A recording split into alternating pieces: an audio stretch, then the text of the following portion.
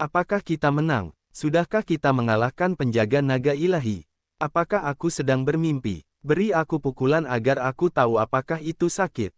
Sialan, apakah ini mimpi? Apakah kita benar-benar mengalahkan penjaga naga ilahi? Tidak hanya orang-orang di luar medan perang yang tidak percaya, tetapi bahkan penjaga skala naga, yang telah mengalahkan penjaga naga ilahi sendiri, tidak dapat mempercayainya.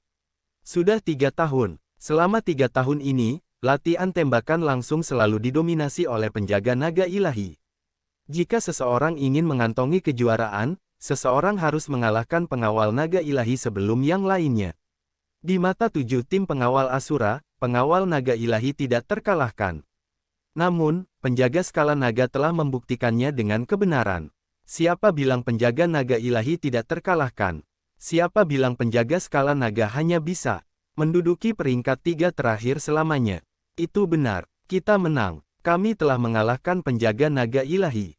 Kalian tidak sedang bermimpi. Suara keras Bloody Slayer bergema di seluruh medan perang. Meskipun demikian, mata prajurit pengawal skala naga memerah ketika mereka mendengar kata-katanya. Komandan, kita menang. Di luar medan perang, Patrick tidak bisa lagi menahan emosinya. Dia bangkit dengan tiba-tiba. Dia telah menunggu hari itu datang selama 3 tahun, dan akhirnya tiba. Sejak hari itu dan seterusnya, jika ada yang berani mengatakan bahwa penjaga skala naga dimaksudkan untuk tempat terakhir, Patrick akan merobek mulut orang itu. Saya melihat bahwa Jonathan tetap tidak terpengaruh tanpa semburat kejutan di wajahnya. Dari saat dia setuju dengan Andy, akhir cerita telah diputuskan. Dengan ini saya mengumumkan bahwa pengawal skala naga adalah juara latihan tembakan langsung antara 8 tim pengawal Asura tahun ini. Pada saat pertempuran berakhir, prajurit Parubaya yang duduk di tengah panel juri berdiri dan mengumumkan hasil akhir dari latihan tembak-menembak tahunan. Saat penjaga skala naga mendengar mereka telah mengantongi kejuaraan, tak terhitung dari mereka yang berlari keluar dari medan perang ke arah Jonathan. Mereka tahu lebih baik daripada orang lain bahwa jika bukan karena Jonathan, yang memberi mereka pelatihan keras selama setengah bulan, mereka tidak akan berhasil mencapai 3 final, apalagi mengalahkan penjaga naga ilahi dan mengantongi kejuaraan. Kepala instruktur, sekelompok penjaga skala naga dengan memar di seluruh wajah mereka dan pakaian compang camping berdiri di depan Jonathan dengan mata memerah saat mereka terengah-engah. Untuk apa kalian menangis? Bukankah itu hanya kejuaraan? Lihatlah kalian, apakah Anda terlihat seperti tentara? Sekarang, Jonathan memelototi mereka, membuat para prajurit menggigil dan membuat punggung mereka kaku. Mereka berusaha membuat diri mereka terlihat lebih seperti seorang prajurit. Mengapa kamu masih berdiri di sini? Cepat dan pergi ke upacara penghargaan. Jonathan hanya bisa menegur, ketika dia melihat orang-orang itu, yang masih linglung. Bocah-bocah ini butuh kuliah sepanjang waktu. Iya, kepala instruktur. Dengan mengatakan itu, mereka berbalik untuk pergi. Meskipun demikian, mereka berhenti di jalur mereka ketika mereka setengah jalan, berbisik satu sama lain, mereka tiba-tiba berbalik dan berlari ke arah Jonathan, berniat mengangkatnya ke udara. Bocah-bocah ini ingin merayakan seperti ini. Jonathan menembakkan belati ke arah mereka. Mereka membatu seketika. Tidak ada yang berani melangkah maju lagi. Berlari. Seseorang berteriak tiba-tiba, dan semua orang segera keluar dari sana. Bocah-bocah ini, Patrick tidak bisa menahan diri untuk tidak mengucapkannya sambil tersenyum. Bagaimana mungkin para prajurit ini yang telah mengalahkan pengawal naga ilahi dan mengambil kejuaraan dari tangan, yang terakhir bisa membatu oleh tatapan tajam dari Jonathan dan lari untuk hidup mereka. Sementara itu, ekspresi prajurit Parubaya di panel juri berubah ketika dia melihat pria itu berdiri di belakang pengawal skala naga. Bukan hanya dia, hampir semua dari 7 tim, kecuali Andy, memiliki perubahan ekspresi. Apakah saya melihat sesuatu? Apakah orang itu Tuan Goldstein? Dorian adalah orang pertama yang melontarkan pertanyaan itu. Goldstein, di mana dia? Kenapa aku tidak melihatnya? Andy berpura-pura tidak memperhatikannya. Meskipun demikian, Zachary menendang pantatnya pada detik berikutnya. Andy, kamu memang mampu. Beraninya kau mempermainkanku seperti itu. Anda bahkan telah mempekerjakan Tuan Goldstein untuk memberikan pelatihan kepada anak nakal Anda. Apa Tuan Goldstein? Apa yang kamu katakan? Aku tidak punya petunjuk sama sekali. Andi terus berpura-pura bodoh. Dia tahu bahwa orang-orang ini tidak akan melepaskannya jika mereka mengetahui bahwa dia telah mempekerjakan Jonathan. Berhentilah bermain bodoh di sana. Menatap wajah Andi yang sok, Zakari tidak bisa menenangkan dirinya lagi. Dan membanting telapak tangannya ke atas meja. Tidak heran aku memperhatikan bahwa penjaga skala nagamu menjadi lebih kuat tahun ini seolah-olah kalian telah diberi steroid anabolik. Bahkan kami, penjaga naga ilahi benar-benar dikalahkan oleh anak nakalmu. Ternyata kamu telah memainkan trik seperti itu di belakangku.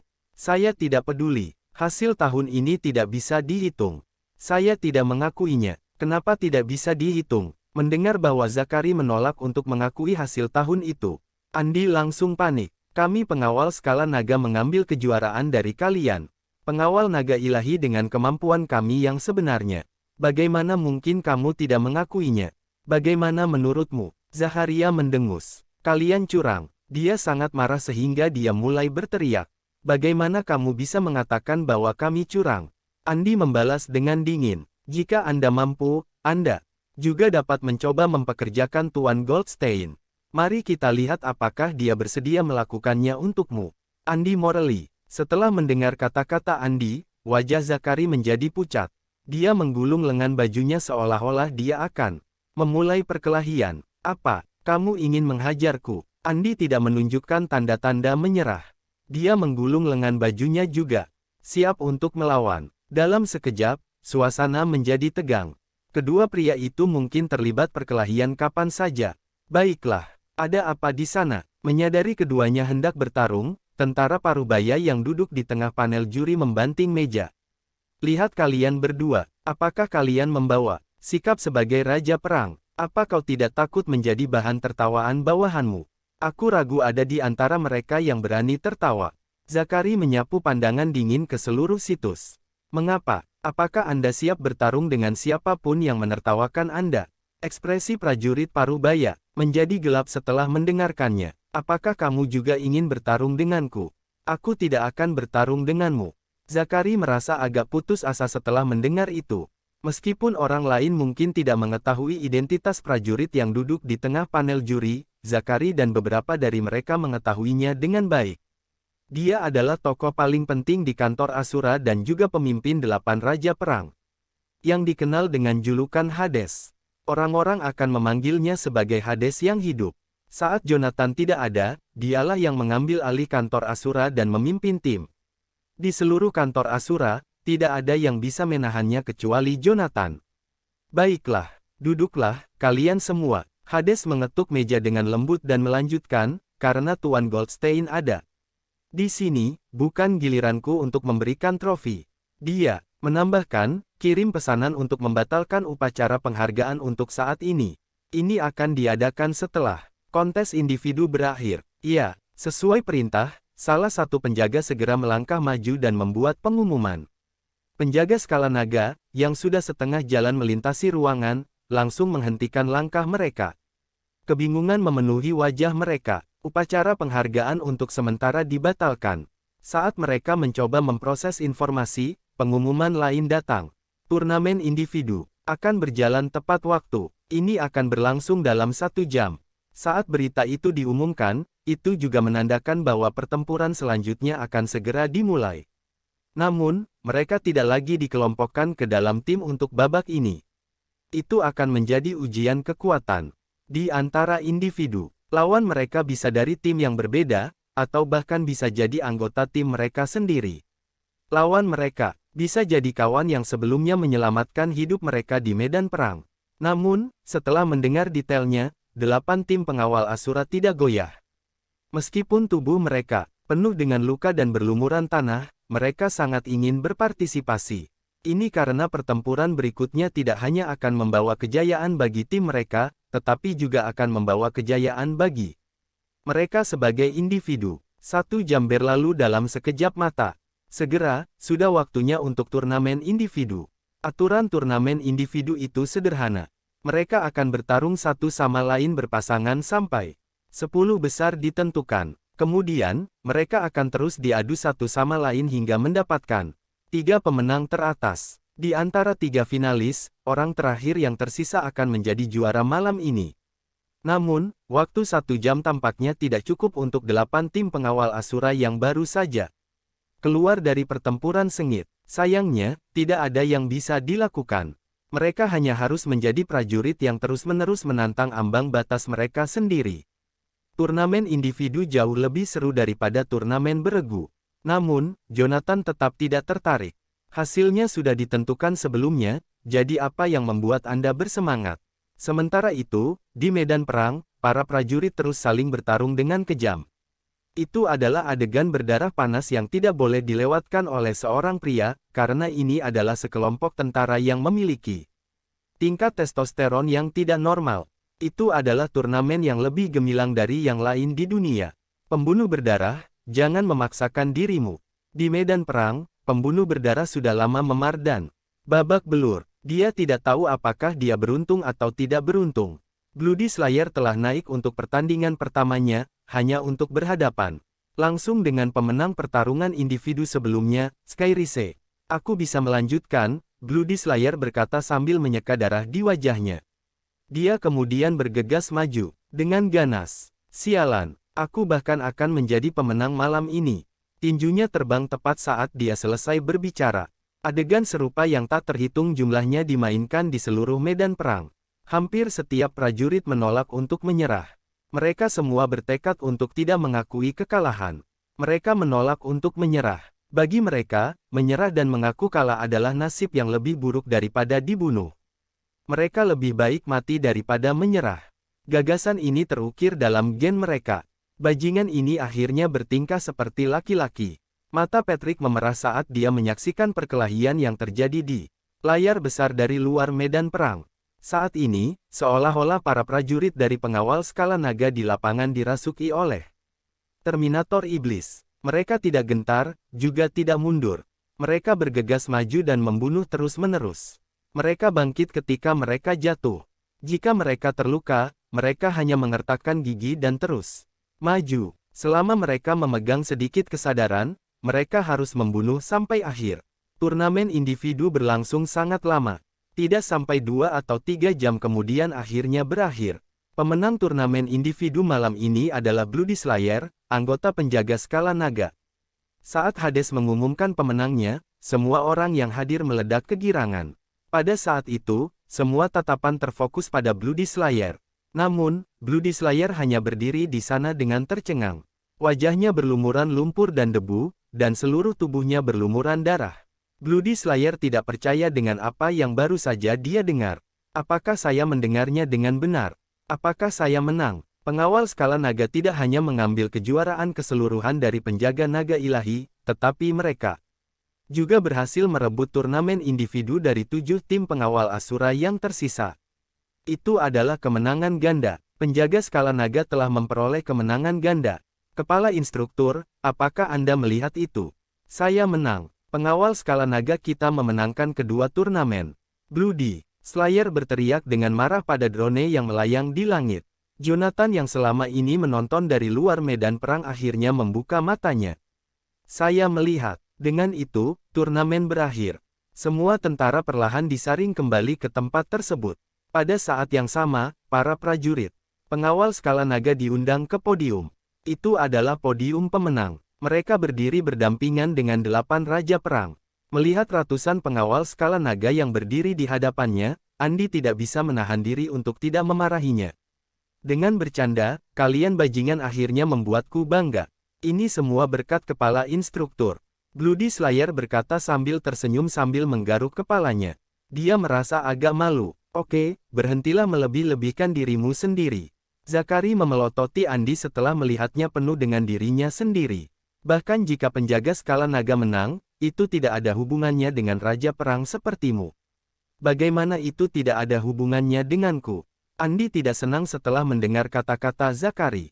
Mereka, tentara di bawah komandoku. Bagaimana kemenangan mereka tidak ada hubungannya dengan saya? Apakah kamu benar-benar tidak tahu bagaimana kemenangan itu diperoleh? Zakari mendengus dingin. Oke, itu sudah cukup. Berhenti berdebat. Hades memelototi mereka berdua. Dia telah berdiri di tengah. Saat mereka berdua mulai bertengkar, Dia menoleh untuk melihat pengawal skala naga yang berdiri di depannya. Penjaga skala naga adalah pemenang malam ini. Biasanya, aku yang akan memberimu trofi. Titik. Namun, kalian beruntung hari ini.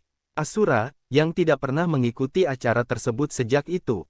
Latihan live fire pertama kali diadakan, ada di sini hari ini. Secara alami, karena dia hadir, saya tidak akan menjadi orang yang memberi Anda trofi. Apa? Asura sendiri. Seluruh tempat menjadi gempar setelah mendengar nama itu. Bagi para prajurit, Asura adalah eksistensi yang mirip dengan dewa di hati mereka. Banyak dari mereka yang tidak pernah melihatnya meskipun telah menjadi tentara selama 3 tahun. Asura tidak pernah menghadiri latihan tembakan langsung selama 3 tahun ini. Jadi, trofi setiap tahun diberikan oleh Hades atas nama mantan. Namun, Asura tidak hanya hadir hari ini, tetapi dia juga akan memberikan trofi secara pribadi. Seketika, penonton dalam keadaan hiruk-pikuk. Saat ini, semua mata tertuju pada podium.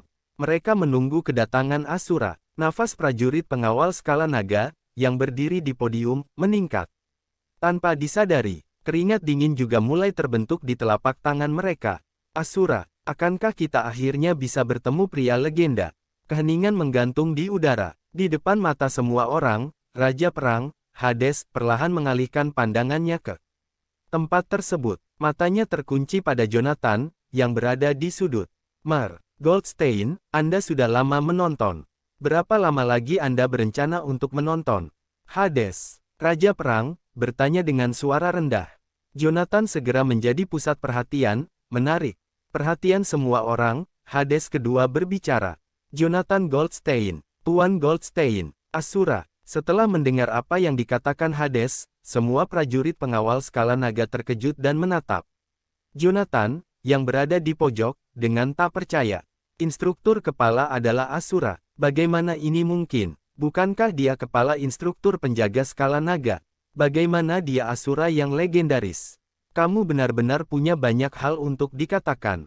Jonathan menatapnya dengan marah. Saat berikutnya, dia bangkit dan berjalan menuju podium. Dia awalnya berencana untuk pergi setelah menonton kompetisi dengan tenang. Namun, di luar dugaan, Hades terang-terangan membuka kedoknya. Saat Jonathan melangkah ke podium, Hades tiba-tiba mundur selangkah.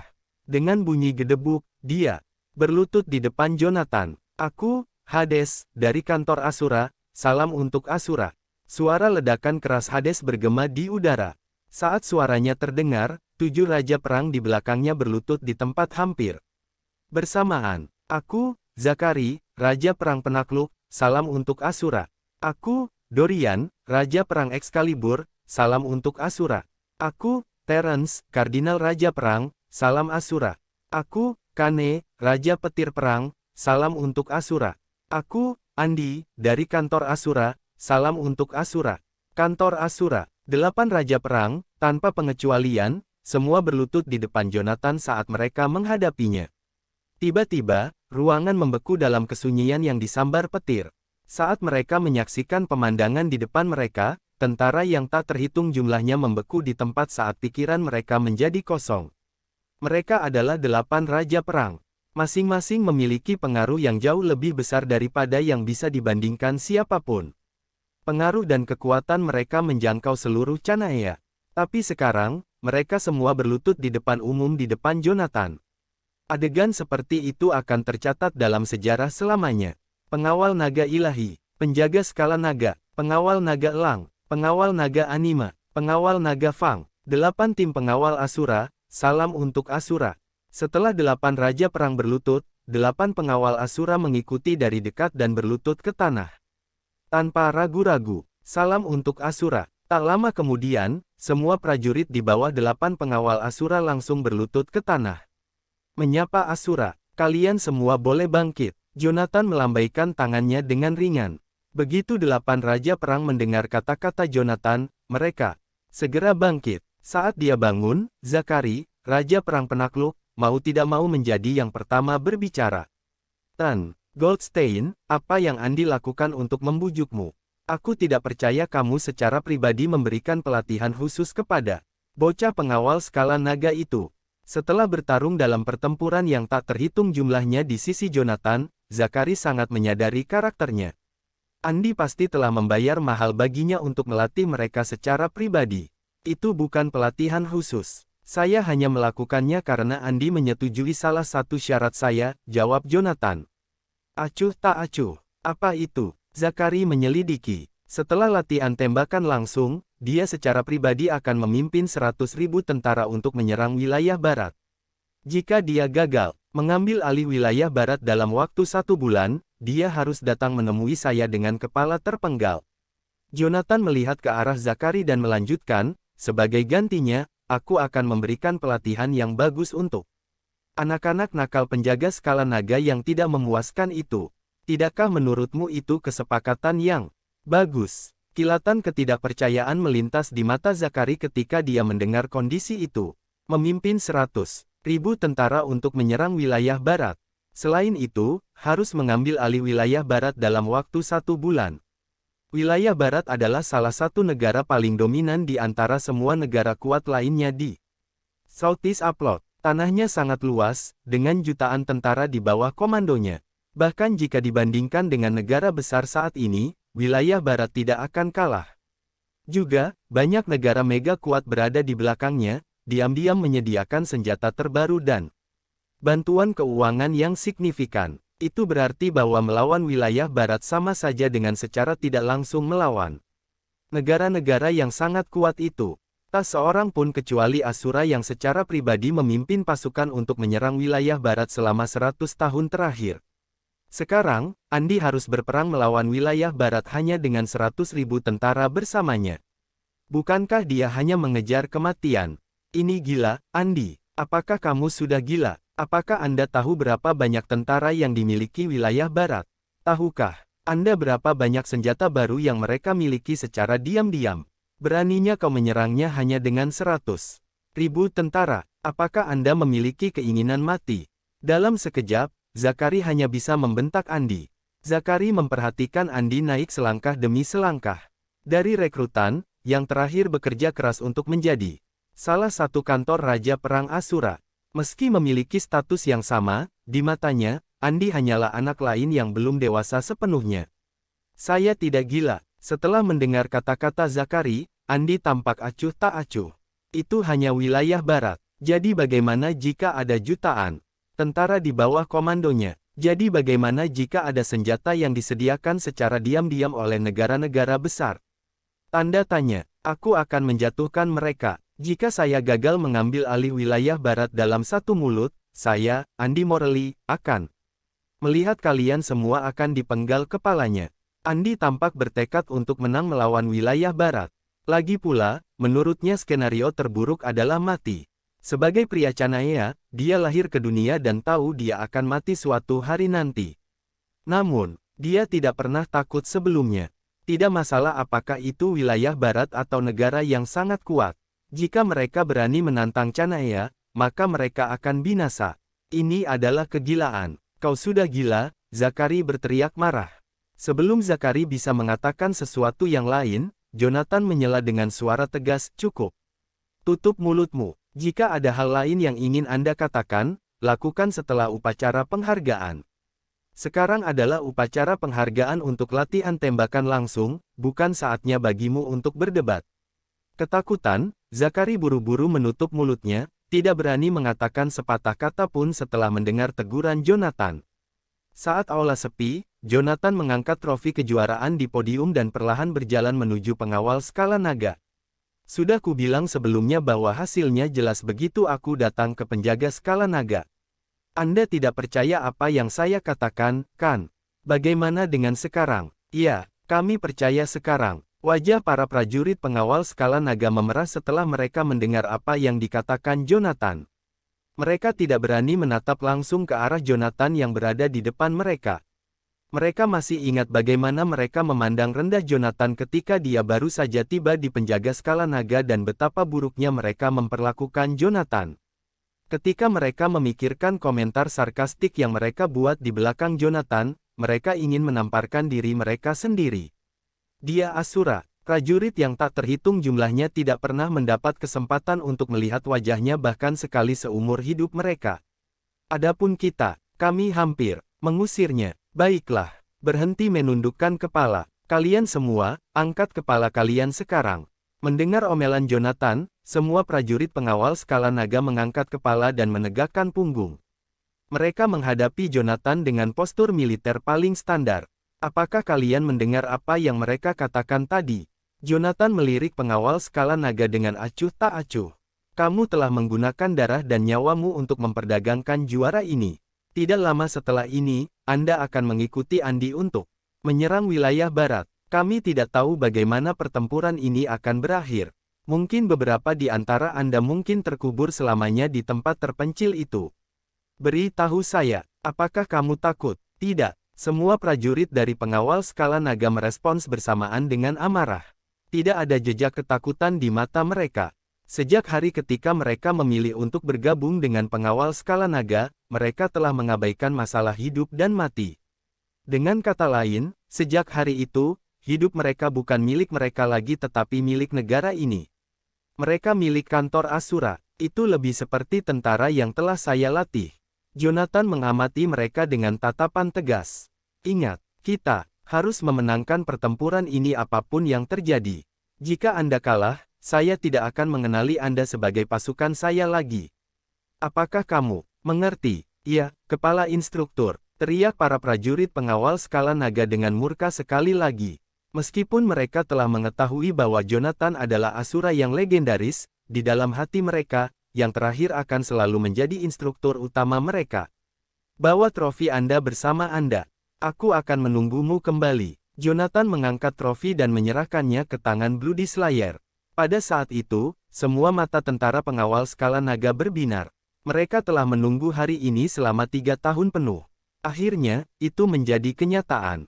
Kepala instruktur, bisakah kami berfoto dengan Anda sebelum pergi? Beberapa saat kemudian, Bloody Slayer membawa 2 trofi juara dan berdiri di depan Jonathan. Dia menundukkan kepalanya sedikit seolah-olah dia malu. Sikap bertarungnya sebelumnya tidak terlihat. Tidak, Jonathan menggelengkan kepalanya. Saya tidak pernah mengambil foto diri saya sendiri. Namun, jika kalian berhasil kembali dari wilayah barat hidup-hidup, saya mungkin membuat pengecualian. Ya, kepala instruktur. Bloody Slayer kedua mendengar kata-kata Jonathan, dia menegakkan tubuh dan berseru, kami akan kembali dari wilayah barat hidup-hidup. Detik berikutnya, pembunuh berdarah berbalik dan menatap pengawal skala naga. Semuanya, dengarkan, berbalik dan berbaris. Begitu dia memberikan perintahnya, pengawal skala naga segera berbaris keluar dari tempat tersebut. Dalam waktu kurang dari 10 menit, hanya Jonathan, Hades, dan yang lainnya yang tersisa di tempat yang tadinya berisik. Setelah para prajurit itu meninggalkan tempat kejadian, Jonathan menyalakan sebatang rokok dengan santai dan melirik Hades. Sebelum ini, saya meminta Anda untuk membantu saya melihat ke dalam Hunters Guild.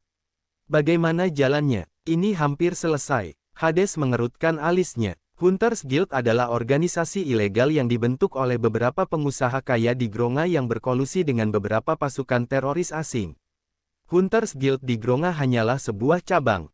Menurut penyelidikan saya, Hunters Guild memiliki lebih dari 50.000 anggota di Gronga saja, dan jumlahnya masih terus bertambah. Di luar negeri, anggotanya bahkan sudah mencapai 1 juta lebih. Organisasi ini pandai mencuci otak. Orang dengan kemauan yang lemah akan dengan mudah dicuci otak oleh mereka dan menjadi umpan meriam bagi mereka. Di luar negeri, telah mengorganisir beberapa serangan teroris sampai sekarang. Selain itu, konon mereka dekat dengan organisasi pembunuh di Dark Web. Berhenti selama beberapa detik, Hades melanjutkan, selain itu, beberapa serangan teroris di luar negeri beberapa tahun yang lalu semuanya menunjukkan jejak Hunters Guild. Saya khawatir Hunters Guild di Gronga mungkin tidak sesederhana kelihatannya. Kemungkinan besar, tujuan mereka mendirikan cabang di Gronga adalah untuk merencanakan serangan teroris di daratan kita. Apakah kamu menemukan siapa penanggung jawab Hunters Guild di Gronga? Jonathan mengerutkan alisnya. Ya, saya lakukan. Hades mengangguk. Dia orang asing bernama Waxon, dan dia tinggal secara permanen di luar negeri. Dia hanya sesekali kembali ke Gronga. Sebagian besar waktu, dia dari jarak jauh memerintahkan tindakan Hunters Guild di Gronga. Orang asing. Jonathan sedikit mengernyit. Apakah mereka tidak memiliki orang lokal yang bertanggung jawab? Seharusnya begitu, tapi aku belum menemukan siapa itu. Hades menundukkan kepalanya. Saya tidak punya banyak waktu. Plus, Anda tahu Gronga selalu berada di luar kendali kantor Asura kami. Terkadang, ada hal-hal yang bahkan tidak dapat diketahui oleh jaringan kantor Asura dalam waktu sesingkat itu. Terus selidiki. Laporkan kepada saya segera jika Anda menemukan sesuatu. Seru Jonathan tegas. Ya, Tuan Goldstein. Hades mengangguk dan melirik Jonathan. Goldstein, mengapa Anda tiba-tiba tertarik dengan Hunters Guild? Mereka hanya memiliki pengaruh di Gronga. Mereka tidak punya tempat di daratan kita. Gronga mungkin tidak berada dalam kendali kantor Asura, tetapi daratan adalah wilayah kita. Bahkan organisasi ilegal terbesar pun tidak akan bisa membuat gelombang di daratan, apalagi Hunters Guild. Faktanya, organisasi manapun akan segera dihancurkan jika mereka mencoba membuat keributan di daratan. Mereka tidak akan memiliki satu kesempatan pun untuk tumbuh di sini. Mungkin Hunters Guild dianggap sebagai organisasi besar di Gronga, tapi keberadaan mereka bahkan tidak layak disebutkan di Canaya. Jika Jonathan memberikan perintah, 8 Raja Perang dapat memimpin 100.000 pasukan dan menghancurkan serikat pemburu kapan saja. Sebenarnya, ukuran Hunters Guild yang tidak signifikan sama sekali tidak pantas mendapat perhatian Jonathan. Kamu tidak perlu khawatir tentang alasannya. Lakukan saja apa yang saya katakan dan selidiki. Pada saat itu, tatapan Jonathan menjadi sangat dingin. Saya tidak ingin menghancurkan mereka. Itu akan terlalu berbelas kasih bagi mereka. Dia tidak hanya ingin menghancurkan Hunters Guild, tetapi dia juga ingin mengetahui orang yang membunuh Daniel saat itu. Saya tidak peduli siapa mereka. Siapapun yang terkait dengan pembunuhan itu harus mati semua. Ya, Tuan Goldstein. Mendengar perkataan Jonathan, Hades langsung menutup mulutnya, tidak berani mengucapkan sepatah kata pun. Sebagai kepala kantor 8 Raja Perang Asura, Hades berada di urutan kedua setelah Jonathan. Dia tahu betul kapan harus mengajukan pertanyaan dan kapan tidak. Nyatanya, menjaga kata-katanya adalah pelajaran pertama yang dia pelajari saat bergabung dengan kantor Asura. Ketika Jonathan sampai di pintu masuk venue, dia tiba-tiba berhenti di jalurnya. Berbalik, dia bertanya, ngomong-ngomong, bagaimana dengan gulungan rahasia yang aku minta untuk kalian selidiki? Kami telah menemukan sesuatu. Mendengar kata-kata Jonathan, Hades segera menyusulnya. Aku menemukan tempat bernama Shadow Dragon Pool beberapa waktu lalu. Saya pikir itu terkait dengan gulungan rahasia yang ingin Anda temukan. Kolam naga bayangan. Jonathan sedikit mengernyit ketika mendengar ini. Di mana itu? Itu di Gypsdale, tidak terlalu jauh dari Yellowview. Saat dia mengatakan ini, Hades ragu beberapa saat sebelum melanjutkan, tapi aku tidak bisa menjamin bahwa Shadow Dragon Pool terkait dengan gulungan rahasia yang ingin kamu temukan. Saya baru saja mendengar orang tua di sana mengatakan bahwa seorang ahli legendaris pernah muncul di sana sebelumnya. Gulungan yang dia gunakan untuk kultivasinya kebetulan adalah teknik naga bayangan. Teknik naga bayangan, nama itu sepertinya tidak ada hubungannya dengan teknik yang dia kembangkan. Gulungan yang dia dapatkan saat itu disebut teknik naga suci kuno. Namun, dia hanya memiliki paruh pertama saja. Sampai saat itu, babak kedua masih belum ditemukan. Meskipun demikian, selama ada sedikit kemungkinan bahwa itu terkait dengan teknik naga suci kuno, tidak mungkin dia akan menyerah pada kesempatan langka ini. Lagi pula, dia sudah menghabiskan 3 tahun penuh mencari bagian kedua dari teknik naga suci kuno. Kupikir itu disebut teknik naga bayangan.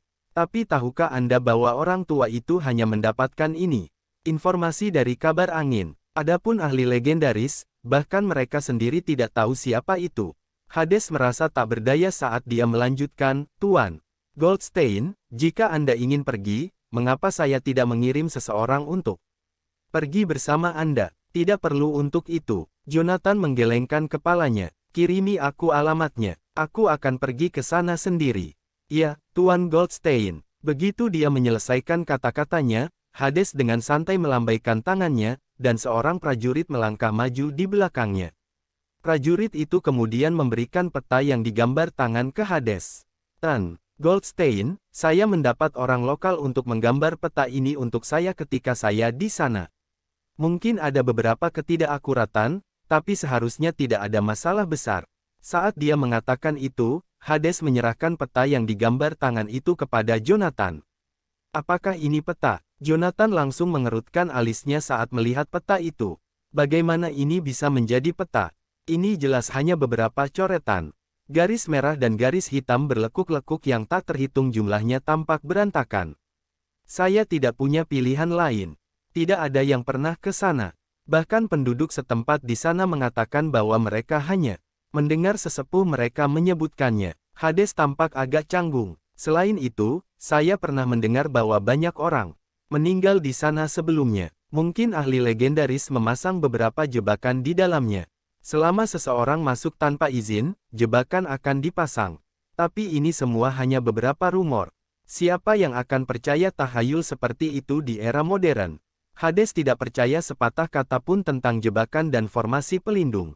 Di era modern, tidak ada yang akan melakukan sesuatu yang begitu tradisional dan tahayul. Lupakan tentang peta, aku akan mencarinya sendiri. Jonathan melemparkan peta coretan itu ke Hades. Dia kemudian menuju keluar.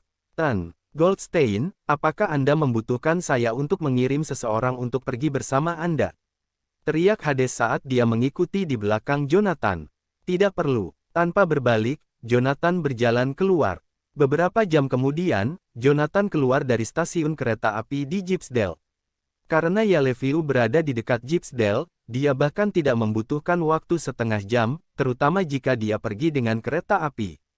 Tampan, apakah kamu butuh tempat tinggal? Hotel kami sangat murah. Harganya hanya 100 semalam. Saat Jonathan berjalan keluar dari stasiun kereta, seorang wanita parubaya berpakaian konservatif bergegas menghampirinya. Selain itu, kami juga memiliki gadis-gadis muda di hotel kami yang pandai menyanyi, memainkan alat musik, dan yang lainnya. Harganya hanya 500 semalam. Minggir. Jonathan mengerutkan kening begitu dia mendengar ini. Kita hidup di zaman apa? Bagaimana masih ada mucikari yang bertindak begitu berani di stasiun kereta? Bagaimana mereka secara terbuka meminta pelanggan dari penumpang yang lewat di pintu masuk stasiun kereta? Apakah pejabat di Gypsdale tidak peduli dengan semua ini? Huff, katakan saja jika kau tidak mau. Ada apa dengan sikapnya? Melihat ekspresi Jonathan itu telah menjadi gelap, wanita parubaya itu memelototinya dengan kesal dan berbalik untuk pergi. Saat dia melakukannya, dia bahkan menggerutu, dia berpakaian sangat sopan, dan saya pikir dia orang kaya. Saya tidak menyangka bahwa dia bahkan tidak mampu membeli satu malam menginap senilai 500. Benar-benar pecundang yang bangkrut. Puff, hanya keberuntunganku. Wanita parubaya itu memuntahkan seteguk air liur sebelum bergegas ke pria parubaya botak di belakang Jonathan. Setelah beberapa kata, pria itu bergegas mengejar wanita parubaya itu saat mereka menuju sebuah hotel kecil. Jonathan bahkan tidak perlu memikirkan apa yang akan terjadi di dalam. Selain dia berhubungan seks, tidak ada lagi yang bisa terjadi. Setelah beberapa saat, Jonathan mengikuti jalan sesuai dengan peta dalam ingatannya dan menuju ke Shadow Dragon Pool. Setelah berjalan sekitar 4 jam berturut-turut, dia akhirnya berhenti di tempat yang tampak seperti hutan belantara yang sepi. Namun, dia terkejut menemukan sekelompok pria dan wanita muda berpakaian modis di hutan belantara. Sepintas, mereka sepertinya tidak ada hubungannya dengan tempat terpencil seperti itu. Saat Jonathan melihat ke arah mereka, kelompok itu juga menoleh ke arahnya. Namun, Jonathan hanya mengabaikan mereka dan melanjutkan perjalanannya. Saat dia berjalan ke depan, tidak lama kemudian dia mencapai pegunungan. Lanskap pegunungan tampak membentang ratusan mil. Dedaunan lebat di pegunungan juga membuatnya tampak sangat menakutkan. Saat Jonathan hendak menuju ke atas gunung, sekelompok pemuda dan pemudi di belakangnya tiba-tiba bergegas menghampirinya. Salah satu pemuda yang terlihat sedikit lebih tua memandang Jonathan dan bertanya, "Apakah kamu juga pergi ke Shadow Dragon Pool? Apakah kamu juga tahu Shadow Dragon Pool?" Jonathan langsung mengerutkan kening saat mendengar pria itu menyebut Shadow Dragon Pool. Dia tidak pernah menyangka bahwa sekelompok anak muda juga mencari Shadow Dragon Pool. Tentu saja, mendengar pertanyaan Jonathan, pemuda itu buru-buru menjawab. "Kami datang ke sini hanya untuk mencari Shadow Dragon Pool. Apa yang akan kau lakukan di sana?" tanya Jonathan dengan sedikit cemberut. Kita akan pergi ke Shadow Dragon Pool untuk mencari mata air jauh di dalam kolam. Kami ingin menggunakan mata air itu untuk membuat air mineral jenis baru. Ini seperti air soda Watson dan air mineral Evian. Pemuda itu menceritakan motif mereka tanpa ragu-ragu. Dia kemudian menoleh ke wanita muda di sampingnya, yang berpakaian modis dan terlihat berdarah campuran. Ini adalah putri ketiga dari keluarga Hansley. Saya datang ke sini bersamanya untuk mencari mata air yang dalam. Francis, mengapa kamu memberitahu orang asing begitu banyak? Mendengar kata-kata pria itu, wanita muda yang juga dikenal sebagai Cecilia Hansley itu sedikit mengernyit, tampak agak tidak senang. Miss Hansley, lebih baik mendapatkan lebih banyak teman. Selain itu, bukanlah hal yang buruk untuk memiliki pendamping lain di tempat yang suram seperti ini, bukan? Pria itu terkekeh ketika mengatakan itu dan menoleh ke Jonathan. Kalau begitu, mengapa kamu pergi ke Shadow Dragon Pool? Saya hanya melihat-lihat, jawab Jonathan dengan santai. Melihat-lihat, apa yang bisa dilihat di tempat seperti ini? Mereka berada di tempat yang menakutkan di antah berantah. Jika bukan karena Cecilia, pemuda itu mungkin tidak akan datang ke sini meski diberi 1 juta. Bisakah kamu berada di sini untuk bertualang? Francis Collins, pemuda itu, melirik Jonathan. Ku dengar, ada cukup banyak streamer petualangan yang suka datang ke tempat seram seperti ini untuk mengadakan live stream. Bisakah Anda menjadi salah satu dari mereka? Bisa dibilang begitu. Jonathan tidak bisa diganggu dengan mereka. Dia memberi mereka anggukan santai dan melanjutkan perjalanannya. Saat dia hendak melanjutkan berjalan, Francis menghentikannya sekali lagi. Karena kita sudah bertemu, kenapa kita tidak pergi bersama? Setidaknya Anda akan memiliki seseorang untuk menjaga Anda dalam perjalanan Anda. Franz, apa yang kamu lakukan? Cecilia mengerutkan alisnya setelah mendengar ini. Kenapa kau membawanya, Miss Hansley? Saya khawatir kita tidak akan bisa menemukan Shadow Dragon Pool sendirian saat hari mulai gelap. Lihat saja pria ini. Dia memiliki tujuan yang jelas, dan jelas bahwa dia adalah seseorang yang sering bertualang. Dengan dia yang memimpin, saya yakin dia akan menyelamatkan kita dari jalan yang salah. Begitu dia selesai berbicara, Francis berbalik ke arah Jonathan. Apa yang kamu katakan? Kami bahkan dapat memberi Anda hadiah untuk itu jika Anda mau. Sebutkan saja harga Anda. Tidak perlu hadiah. Hanya saja, jangan menimbulkan masalah. Saat dia menyelesaikan kata-katanya, Jonathan terus berjalan. Bagi Jonathan, tidak ada bedanya jika mereka ikut atau tidak. Itu baik-baik saja selama mereka tidak menimbulkan masalah baginya. Seorang pria muda yang ternyata berstatus tertinggi dalam kelompok itu mencemooh kata-kata Jonathan dan mengatupkan bibirnya. Kami tidak akan tahu pasti siapa yang akan menyebabkan masalah. Ayo pergi, Miss Hansley. Dengan itu, beberapa dari mereka bergegas mengejar Jonathan. Sepanjang jalan, sepertinya Jonathan berada di dunia yang berbeda dari mereka. Setelah berjalan selama 1 jam penuh, dia tidak berbicara sepatah kata pun. Di sisi lain, rombongan pemuda dan pemudi tampak santai.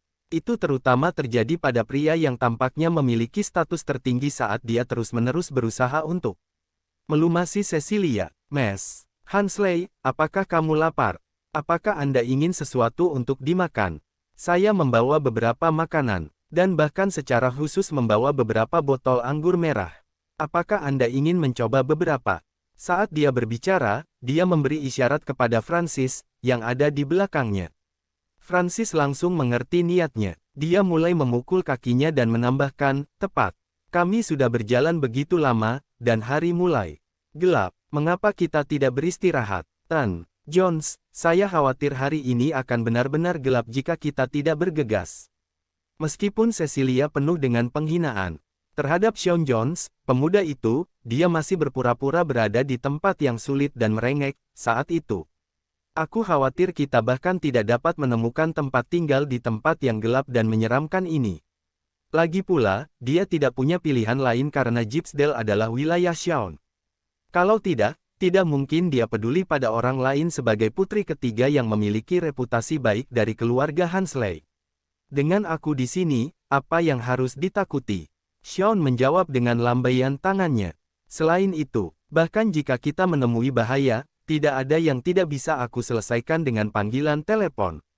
Siapa yang berani menyinggung keluarga Jones di Gypsdale? Tepat, karena Mer. Jones sudah mengatakannya, Mes. Hansley, kenapa kita tidak istirahat saja di sini? Franciscus buru-buru memanfaatkan kesempatan itu dan menimpali. Terbukti bahwa selain Cecilia, Sean adalah satu-satunya orang yang paling berpengaruh di grup. Baiklah, kalau begitu mari kita istirahat. Meskipun dia terdengar agak enggan, Cecilia akhirnya mengangguk setuju. Setelah mendengar Cecilia menghela nafas, Sean menjentikkan jarinya, dan bawahan di belakang mereka segera mulai mengatur tempat itu. Dalam beberapa menit, petak rumput yang sebelumnya berantakan sekarang memiliki anggur merah, steak, dan makanan matang lainnya yang diletakkan di atasnya. Pada saat itu, Francis menoleh ke Jonathan. Apakah kamu mau beberapa? Tidak, terima kasih. Jonathan menggelengkan kepalanya. Karena dia bahkan tidak mengenal mereka, tidak mungkin dia memakan makanan mereka. Kami sudah berjalan begitu lama. Kamu pasti lapar juga, kan? Meski Jonathan sudah menolak tawarannya, Francis tetap mengulurkan tangan dan memberikan sepotong steak kepada Jonathan. Makanlah untuk mengisi perutmu. Kami tidak tahu seberapa jauh Shadow Dragon Pool. Bagaimana jika kita bahkan tidak dapat menemukannya saat matahari terbit? Maka tidakkah kamu harus kelaparan sampai pagi? Kalian bisa melanjutkan. Jonathan tidak mengambil alih sepotong steak dari Francis. Sebaliknya, dia dengan santai menemukan batu di dekatnya, duduk, dan menyalakan rokok. Berdasarkan ingatannya tentang peta yang digambar dengan tangan, Shadow Dragon Pool ada di suatu tempat di sekitar sana. Namun, tidak ada tanda di lokasi spesifiknya di peta coretan. Setelah melihat betapa kerasnya Jonathan menolaknya, Francis tidak terus memaksa. Kelompok mereka kemudian duduk dan mulai makan. Setelah beberapa saat, Cecilia berinisiatif mengangkat gelasnya dan menoleh ke arah Sean. Perjalanan kami ke Gypsdale kali ini adalah berkat Tuan Jones. Jika kami dapat mendirikan pabrik air mineral kami, Pak Jones akan menjadi kontributor terbesar kami. Ini untuk Anda, Tuan Jones. Dengan itu, Cecilia mengangkat gelas anggur kristalnya dan menenggak anggurnya dalam sekali teguk. Sean sedikit terkejut dengan ini. Sejak mereka datang ke Gypsdale, Cecilia selalu acuh tak acuh terhadapnya. Bahkan jika dia memulai percakapan dengannya, dia masih tidak peduli tentang dia. Tapi sekarang, Cecilia tidak hanya mengambil inisiatif untuk bersulang untuknya, dia bahkan mengatakan bahwa dia adalah penyumbang terbesar. Tanpa ragu, Sean mengangkat gelasnya dan menenggak anggurnya dalam sekali teguk juga. Anda baik sekali, Mes. Hansley, dengan senang hati saya bisa melayani Anda. Jika Anda membutuhkan sesuatu di masa depan, jangan ragu untuk bertanya kepada saya. Meskipun saya tidak dapat menjamin apa yang akan terjadi di tempat lain, tidak ada yang berani menentang kata-kata saya di Gypsdale. Terima kasih, Tuan Jones. Cecilia sedikit menundukkan kepalanya. Saat dia baru saja minum segelas anggur, pipinya sedikit memerah. Di bawah langit yang gelap, dia tampak lebih memikat. Saat Sean memandangnya, dia hanya bisa menelan ludah ketika dia menundukkan kepalanya. Anak muda, meskipun aku tidak tahu namamu, karena kita sudah pernah bertemu, mari kita minum bersama. Saat dia mengatakan itu, Sean melirik Jonathan dengan santai sebelum memberi isyarat kepada Francis. Atas isyarat Sean, Francis segera mengerti dan menuangkan segelas anggur merah untuk Jonathan. Cepat dan bersulang untuk Tuan Jones, bisiknya. Saya tidak mengkonsumsi alkohol. Jonathan menolak dengan nada datar. Dia tidak punya niat untuk mengambil gelas anggur itu. Mendengar kata-kata Jonathan, wajah Sean langsung tenggelam. Apa maksudmu? Beraninya seseorang menolak tawaran saya di Gypsdale. Bukankah aku membuat diriku cukup jelas? Jonathan menatap Sean dengan dingin. Sudah kubilang, aku tidak minum alkohol. Sepertinya kamu tidak tahu aturan di sini. Tiba-tiba, Sean berdiri tiba-tiba. Matanya dingin, dan kata-katanya tampak mengancam. Saya belum pernah bertemu seseorang di Gypsdale yang berani tidak menghormati saya. Sean memandang ke arah Jonathan dengan sebuah ekspresi sedingin es. Kemudian, dia berkata, saya akan menghabiskan segelas anggur saya. Sedangkan untukmu, kamu bisa minum sesukamu. Setelah menyelesaikan kalimatnya, Sean mengangkat gelas anggurnya dan menelan isinya. Bang! Xion memecahkan gelas anggur merah. Itu berubah menjadi bubuk setelah jatuh ke tanah. Terlihat bahwa Xion sangat marah. Dia mencoba menggunakan tindakannya untuk mengekspresikan kemarahannya. Saya sarankan Anda cepat menghabiskan anggur Anda. Tak seorang pun di Gypsdale berani menyinggung Tuan Jones. Apakah Anda tidak ingin terus tinggal di Gypsdale di masa mendatang? Francis memperhatikan bahwa Xion sangat marah. Karena itu, dia langsung melirik Jonathan dengan penuh arti. Seseorang harus menundukkan kepala di bawah atap orang lain. Gypsdale adalah wilayah keluarga Jones. Jika Anda tidak menghormatinya, itu juga berarti Anda tidak menghormati keluarga Jones. Apakah Anda pikir Anda dapat meninggalkan Gypsdale utuh jika Anda menyinggung keluarga Jones? Bagiku, dia bukan siapa-siapa. Jonathan tetap menolak tanpa ragu. Mengapa saya harus menunjukkan rasa hormat? Dia hanyalah pewaris manja keluarga Jones. Beraninya dia memaksaku melakukannya. Tanda tanya. Bahkan jika orang paling berkuasa di Gypsdale berdiri di hadapanku, apakah dia punya nyali untuk membuatku menghormatinya? Hei, aku akan bertanya padamu untuk terakhir kalinya. Apakah Anda akan meminumnya atau tidak? Saat ini, wajah Xion sangat gelap. Jika mereka tidak berada di tempat terpencil yang tidak ada orang di sekitarnya, Xion pasti sudah memerintahkan seseorang untuk mematahkan kaki Jonathan. Di Gypsdale, seseorang yang mempermalukan Xion sama saja dengan mencari kematian. Aku sudah mengatakannya berulang kali. Saya tidak minum alkohol. Apa kau tidak mengerti kata-kataku? Kilatan dingin melintas di mata Jonathan. Pada saat itu, para penonton terdiam. Semua orang memandang Jonathan seolah-olah dia idiot. Betapa sombongnya. Aku tidak percaya bocah ini begitu penuh dengan dirinya sendiri. Tak seorang pun di Gypsdale berani berbicara dengan Tuan Jones. Seperti itu, apakah dia mencoba mencari kematian? Saat suasana semakin tegang, Francis dengan cepat maju untuk memuluskan semuanya. Tuan Jones, tenang, saya akan minum segelas anggur atas nama dia. Dengan itu, Francis menenggak anggurnya dalam sekali teguk. Tuan Jones, semangat. Saat berbicara, Francis sengaja membalikkan gelas anggur untuk menunjukkan kepada Xion bahwa dia telah menghabiskan isi gelas. Sayangnya, tindakan Francis tidak menyurutkan kemarahan Xion. Sebaliknya, yang terakhir menjadi lebih marah. Dia memelototi Francis dengan kejam dan memarahi, "Pergilah. Kamu pikir kamu siapa? Apa yang membuatmu berpikir bahwa kamu cukup layak untuk membantunya menghabiskan anggurnya?" Dengan mengatakan itu, Xion berbalik ke arah Jonathan. Dengan nada mengancam, dia berkata, "Hei, kamu benar-benar punya nyali. Saat kita keluar dari tempat terkutuk ini, aku akan menangkapmu untuk ini." Setelah menyelesaikan kalimatnya, Xion menendang serbet di depannya dan berteriak, "Kenapa kalian masih makan? Semuanya, segera bangun. Ayo lanjutkan perjalanan kita." "Ya, Tuan Jones." Mendengar perintah Xion, bawahan dan pengikutnya sangat ketakutan sehingga mereka langsung bangun dan mengemasi barang-barang mereka tanpa sepatah kata pun. Adapun Francis, dia memandang Jonathan dengan canggung. Pada saat itu, Francis hanya bisa menggelengkan kepala dan mendesah. Kali ini, terlihat jelas bahwa Xion menyimpan dendam terhadap Jonathan. Semua warga di Gypsdale tahu bahwa Xion adalah orang yang pendendam. Pada saat itu, bahkan Cecilia menatap Jonathan dengan ekspresi kaget saat jejak keterkejutan melintas di matanya. Dia tahu betapa kuatnya keluarga Jones. Makanya, dia pun tidak berani memprovokasi anggota keluarga. Selain tidak menghormati Xion, aku tidak percaya orang ini punya nyali untuk mengabaikan ancaman Xion. Dari mana dia mendapat kepercayaan? Apakah dia tidak tahu seberapa kuat keluarga Jones di Gypsdale? Saya kira dia bertindak seperti ini karena dia masih muda dan sembrono. Lagi pula, menurutku dia tidak tahu seberapa besar pengaruh keluarga-keluarga ini. Cecilia menggelengkan kepalanya dan menganggap Jonathan sebagai anak muda yang sombong dan tidak dewasa. Dia tidak peduli dengan keselamatan Jonathan setelah meninggalkan tempat terkutuk ini. Apa hubungannya kehidupan orang asing dengan saya? Di matanya, ada celah besar antara Jonathan dan dia. Seolah-olah dia adalah makhluk mitos yang akan melayang di langit sementara Jonathan hanya akan menjadi cacing tanah yang merayap di tanah. Itu perbedaan besar di antara mereka. Dia yakin setelah keluar dari tempat mengerikan ini, dia tidak akan pernah berinteraksi dengan Jonathan.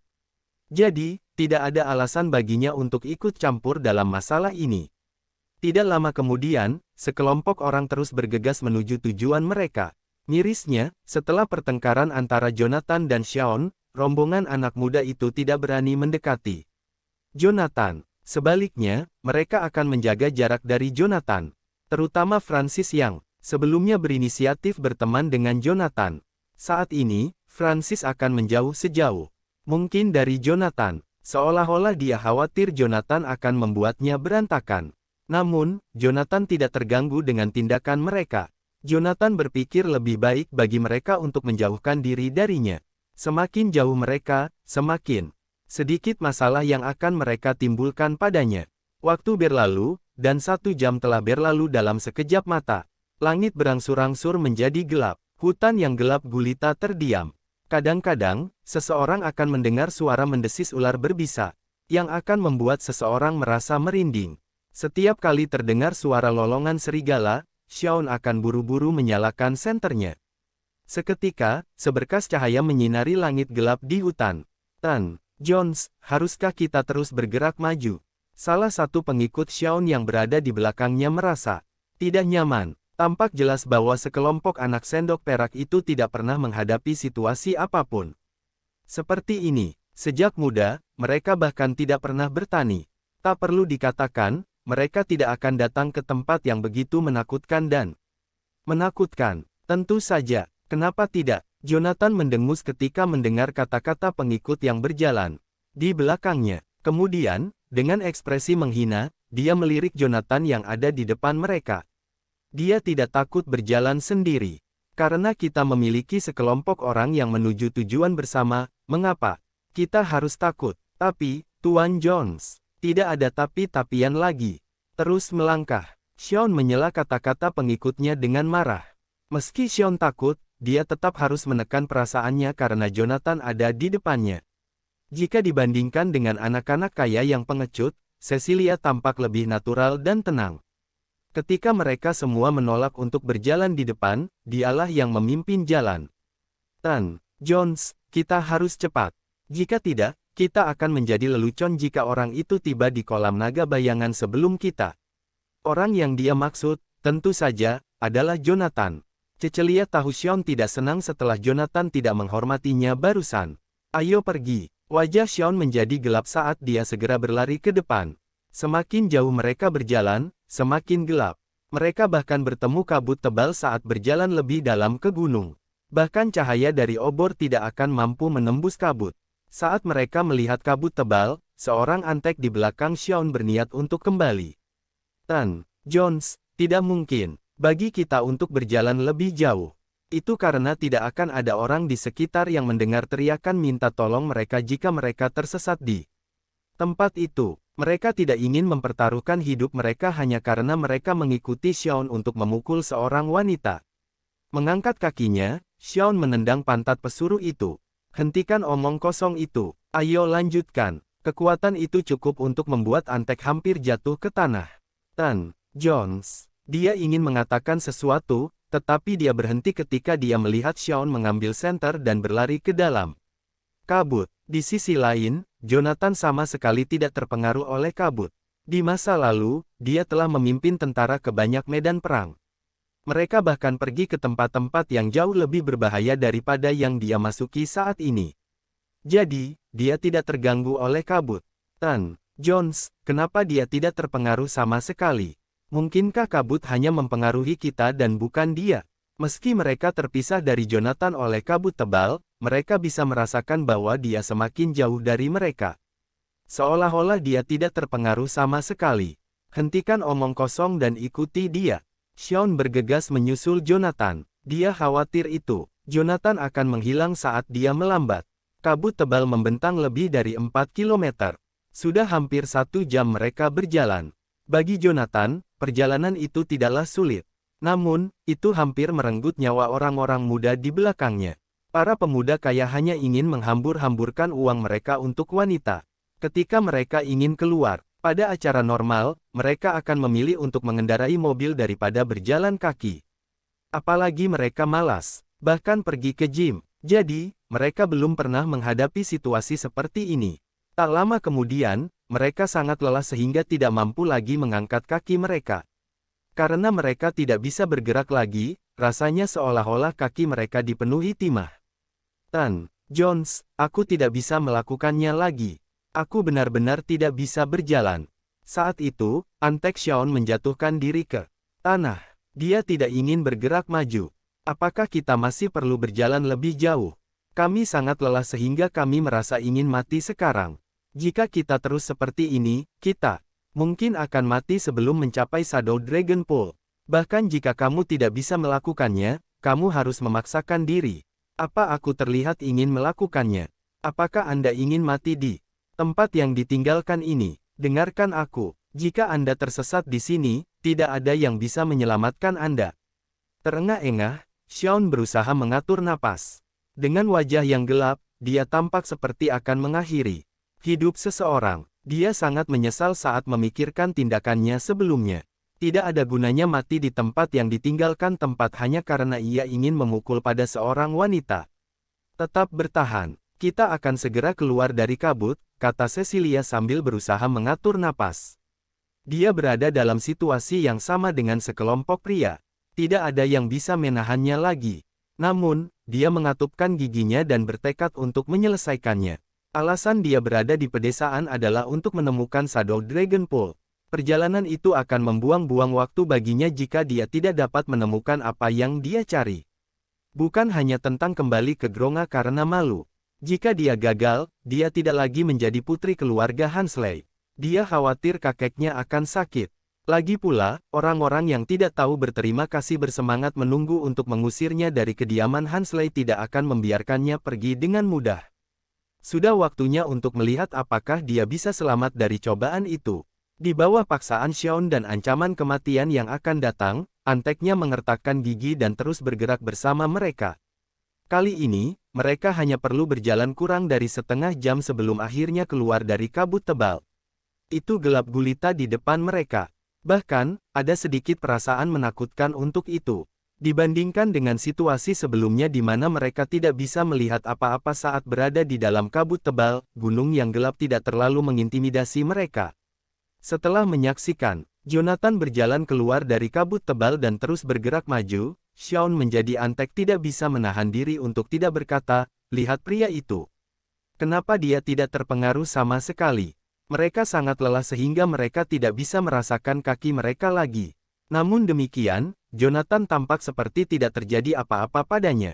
Kenapa kau begitu peduli padanya? Itu bukan urusanmu jika dia hidup atau mati. Xiaon tidak bisa menahan diri untuk tidak menendang pantat Anteknya. Apakah dia menatapku? Kenapa dia terus memuji daya tahan pria itu di depanku? Karena semua orang lelah dan terengah-engah, mereka menutup mata. Namun, tiba-tiba Cecilia berteriak sambil menunjuk ke suatu tempat di kejauhan. "Cepat, lihat itu. Apa itu di depan kita?" Setelah mendengar kata-katanya, mereka segera mengangkat kepala dan melihat ke arah dia menunjuk. Namun, mereka tidak melihat apapun selain kegelapan. "Apa yang ingin kamu tunjukkan kepada kami?" Xiaon mengerutkan kening. Mengangkat alisnya, Cecilia berkata, "Tidak bisakah kamu melihat bahwa tempat itu terang benderang? Akan ada orang jika ada cahaya. Jika kita dapat menemukan beberapa orang di sana, mungkin mereka dapat memberitahu kita di mana Shadow Dragon Pool berada. Ayo pergi." Saat dia selesai berbicara, Xiaon merasa kekuatannya tiba-tiba kembali padanya. Bahkan jika mereka tidak dapat menemukan Shadow Dragon Pool, mereka akan puas jika mereka dapat menemukan tempat menginap untuk malam itu. Yang harus saya lakukan adalah membayar mereka sejumlah uang. Saya tidak ingin menghabiskan malam di hutan belantara. Saya mungkin digigit nyamuk jika saya tidur di sini sepanjang malam. Mendengar kata-kata Xiaon, Francis ragu-ragu. "Tan, Jones, sepertinya tidak ada orang yang tinggal di tempat terbengkalai ini. Bagaimana jika ada bahaya? Tidak mungkin orang tinggal di tempat yang ditinggalkan dan menakutkan ini. Bahkan jika ada beberapa orang yang tinggal di sini, mereka bukanlah sekelompok orang biasa." Setelah mendengar kata-katanya, wajah Xiaon langsung menjadi gelap. "Omong kosong, kami berada di Gypsdale. Jadi bagaimana jika ada bahaya di sekitar? Jika mereka berani menyinggung saya bisa mengakhiri hidup mereka hanya dengan satu panggilan. Itu benar, Tuan Jones ada di sini bersama kami. Apa yang Anda takutkan? Memutuskan untuk tidak mengindahkan peringatan Francis, para antek di belakang Sean memutar mata mereka. Tanpa berpikir dua kali, mereka berjalan lebih cepat lagi. Mereka ingin mengejar Jonathan. Faktanya, mereka bukan satu-satunya orang yang melihat cahaya. Jonathan juga melihatnya. Dia telah melihatnya tepat pada saat dia berjalan keluar dari kabut tebal. Mengapa ada cahaya di gunung yang gelap dan terbengkalai ini? Dengan wajah cemberut, Jonathan berjalan ke arah cahaya. Tidak lama kemudian, dia menyadari bahwa itu semakin cerah. Pada saat yang sama, itu menyebabkan kerutannya semakin dalam. Ketika dia berada beberapa meter dari cahaya, dia tiba-tiba berhenti di jalurnya. Nalurinya mengatakan kepadanya bahwa ada bahaya di depannya. Itu seperti yang dia harapkan. Ketika Jonathan merangkak naik dan mendekati cahaya itu, dia menyadari bahwa itu bukanlah cahaya biasa. Ada banyak lampu. Itu menyebabkan desa menjadi terang benderang. Seolah-olah mereka berada di siang bolong. Sementara itu, banyak tentara yang menjaga 4 penjuru desa. Semuanya mengenakan seragam kamuflase hijau. Dengan senjata di tangan mereka, mereka terus melihat sekeliling dengan hati-hati. Di belakang rombongan tentara itu, Jonathan menyadari ada banyak tank militer. Pada saat itu, laras meriam mengarah ke segala arah. Bagaimana mungkin ada tentara di tempat terkutuk ini? Dalam sekejap, wajah Jonathan menjadi gelap. Sebagai Asura, dia bertanggung jawab atas jutaan prajurit elit di dunia. Bahkan, 8 pengawal Asura berada di bawah kendalinya. Mengapa saya tidak tahu saya memiliki pasukan yang ditempatkan di tempat sialan ini? Jika bukan 8 pengawal Asura, bagaimana? Mungkin ada pasukan di tempat terpencil di antah berantah ini. Dalam sekejap, 2 kata tiba-tiba melintas di benaknya. Tentara swasta. Sejak Jonathan menaklukkan tanah itu 3 tahun lalu, dia menetapkan aturan bahwa tidak ada tentara swasta yang diizinkan dimanapun di Canaya. Pelanggar akan dibunuh tanpa belas kasihan. Namun, di bawah surat keputusan Asura pun masih ada yang berani melanggar aturan tersebut. Mereka bahkan membentuk pasukan tentara swasta secara diam-diam di daerah terbengkalai itu. "Hai, apa yang kamu lakukan di sini?" dengan curiga. Seseorang berteriak dari belakang tiba-tiba sementara Jonathan memperhatikan pasukan swasta itu dalam kegelapan. Jonathan kemudian melihat Sean berjalan ke arahnya dengan wajah muram. Ada beberapa antek mengikuti. Di belakangnya, mereka bergegas dan berteriak, "Hei, kenapa kamu bersembunyi di sana?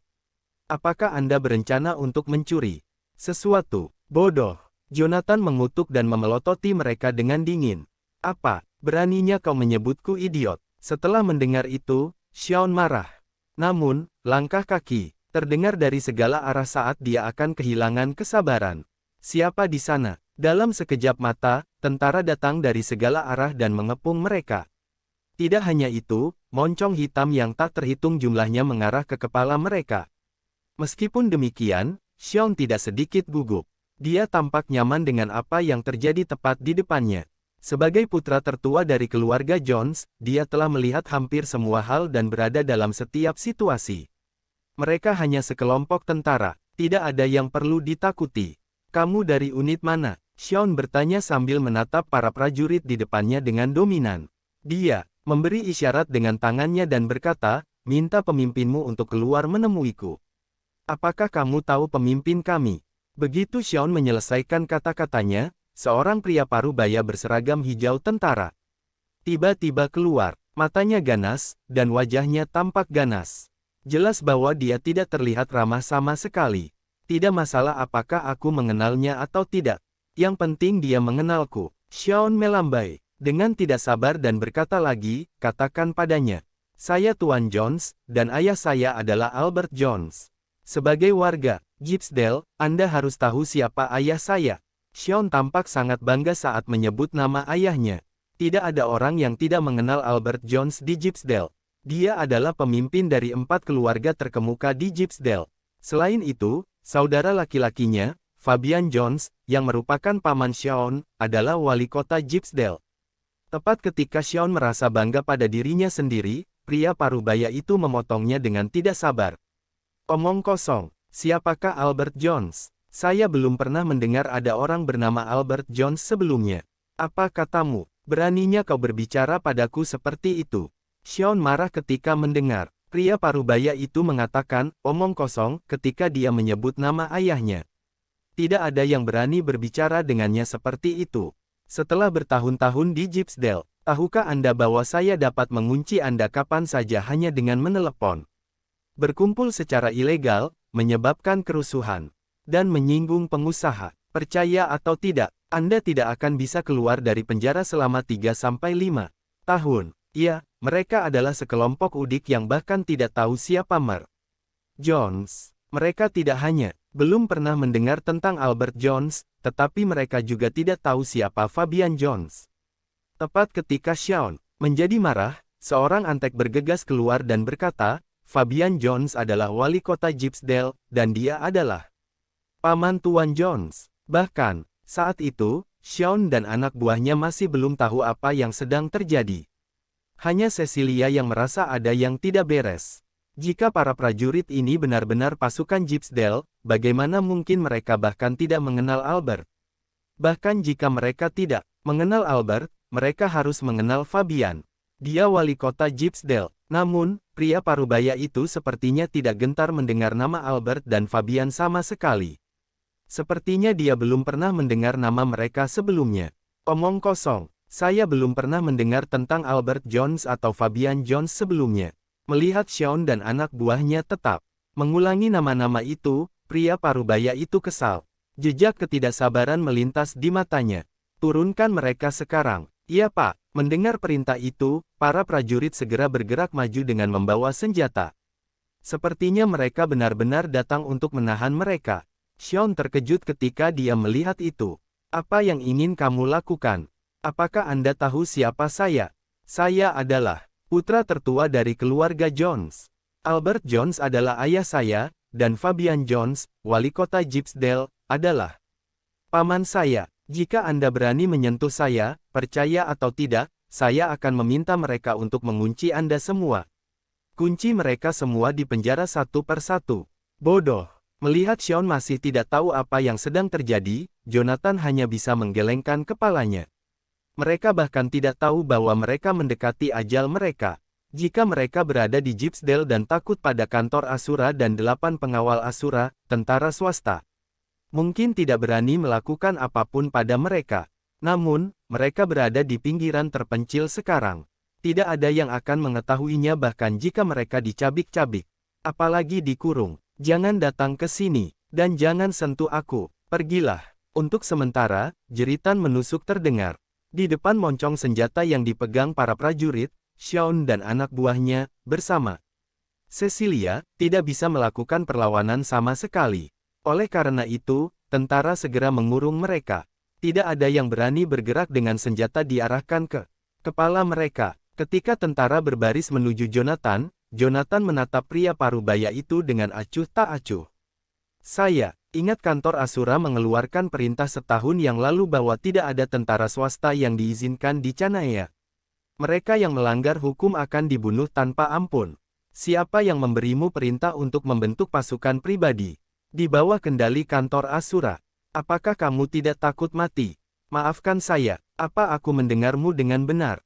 Mendengar kata-kata Jonathan, senyum ganas muncul di wajah pria parubaya itu.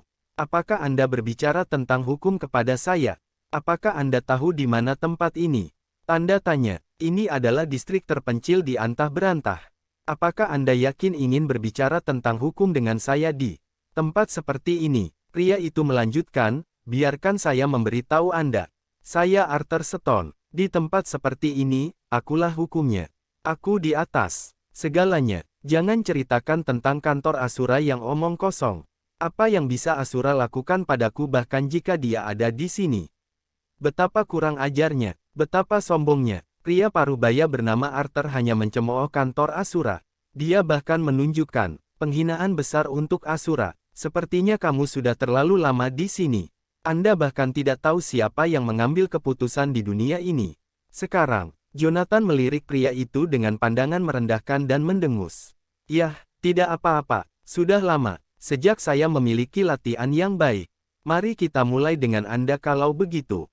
Hah, Anda masih ingin menantang saya untuk berkelahi? Arthur tidak bisa membantu tetapi mengejek. Mengapa tidak? Jonathan menjawab dengan acuh tak acuh. Hanya kamu. Arthur pikir dia mendengar lelucon paling lucu dalam hidupnya. Aku bisa menghancurkan kalian semua sendiri. Begitu dia selesai berbicara, Jonathan berlari ke arah Arthur, tangan kanannya mengepal. Dia memukul wajah pria itu dengan pukulan. Pol, suara keras terdengar setelah pukulan itu. Pria itu tertegun sejenak dan tidak dapat bereaksi tepat waktu. Penglihatannya menjadi gelap seketika. Jonathan telah menjatuhkannya hanya dengan satu pukulan. Sebelum Arthur dapat memahami apa yang terjadi, Jonathan menjambak rambutnya dan membenturkan kepalanya. Dengan keras ke tanah, retakan, terdengar suara hidung Arthur patah. Tak lama setelah itu, teriakan kesakitan pria itu terdengar di ngarai. Bunuh dia, hancurkan dia sampai mati. Arthur meneriakkan perintahnya kepada anak buahnya. Namun, pada detik berikutnya, Jonathan menjambak rambut Arthur dan menariknya ke depan untuk menggunakannya sebagai tameng. Jonathan kemudian, dengan cepat menyambar pistolnya yang tergantung di pinggangnya. Segalanya tampak terjadi dalam sekejap mata. Pada saat orang-orang itu mengangkat senjata dan membidik Jonathan, dia sudah mengisi pistolnya. Apakah menurutmu mereka bisa membunuhku?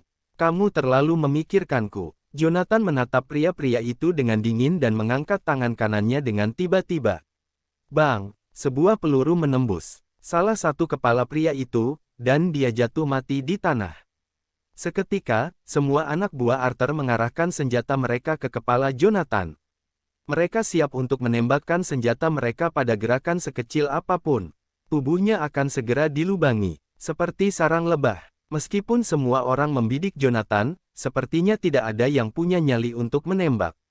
Jonathan menyeringai, "Tunggu apa lagi? Kenapa kamu tidak menembak?" Dia kemudian mengangkat tangan kanannya dan menarik pelatuknya lagi. Bang! Tembakan kedua dilepaskan. Peluru menembus kepala pria lain sekali lagi.